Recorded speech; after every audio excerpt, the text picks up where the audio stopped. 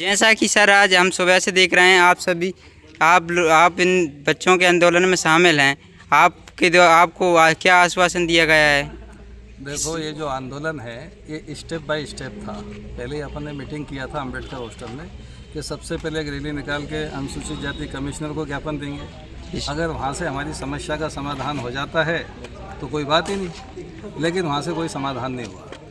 फिर ये जो एक समिति आई थी जो भौतिक सत्यापन समिति करके गई थी हॉस्टल का, कि हॉस्टल बहुत तरीके से डैमेज है, पानी का रिसाव हो रहा है, रहने के लायक नहीं है। तो छानबीन समिति पूरी तरीके से फ्रॉड थी, उसकी रिपोर्ट एकदम गलत थी क्योंकि वो छानबीन समिति आई नहीं थी। उसके ऊपर हमने सवाल उठाया। फिर हमने दूसरा ज्ञापन भोपाल कमिश्नर को दिया, रेवेन्यू कमिश्नर को, वहाँ से भी कुछ काम नहीं हुआ। फिर 28 जुलाई को अनुसूचित जाति कल्याण मंत्री नागर सिंह चौहान के घर पे जाकर मिले, उनको सारी समस्या बताई। इसके बाद भी ऐसा कोई आश्वासन नहीं आया कि ये हॉस्टल रहेगा या नहीं रहेगा, नए बच्चों को एडमिशन दिया जाएगा या हॉस्टल से बच्चों को निकाला जाएगा कि नहीं निकाला जाएगा, ऐसा कोई भी हमारा मैसेज आया नहीं शासन तरफ से। तो फिर अगला स्टेप पहले से ही था कि अगर ये सब लोगों से मिलने के बाद, मंत्री से मिलने के बाद अगर कोई कार्यक्रम नहीं होता है और हमारी कोई मांग नहीं मानी जाती है तो फिर धरना दिया जाएगा। वो आज धरना दिया तो असिस्टेंट कमिश्नर आए, सारे कमरों को देखा।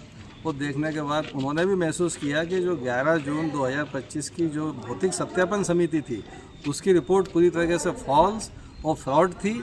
वो घर बैठ के अपनी टेबल पे बनाई हुई रिपोर्ट थी, क्योंकि सारे कमरे बहुत अच्छी स्थिति में हैं सिवाय एक बाथरूम के, क्योंकि वहाँ पीपल का पेड़ उगाया है। पीपल का पेड़ की वजह से एक दीवार थोड़ी सी डैमेज हुई है, इसके सिवा वहाँ पे कोई डैमेज नहीं है इसमें। और नए हॉस्टल को अगर बनाना है तो उन्होंने बोला पीछे बनाया जाएगा, इस बिल्डिंग को तोड़ा नहीं जाएगा।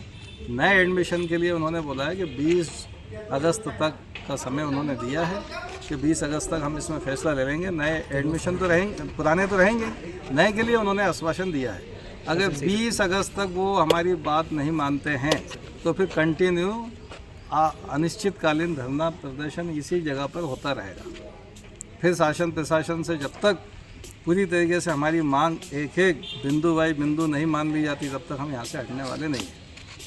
और ये आप सब लोगों की जीत है कि आज उन्होंने आपकी बात को मान लिया। ओके सर, धन्यवाद।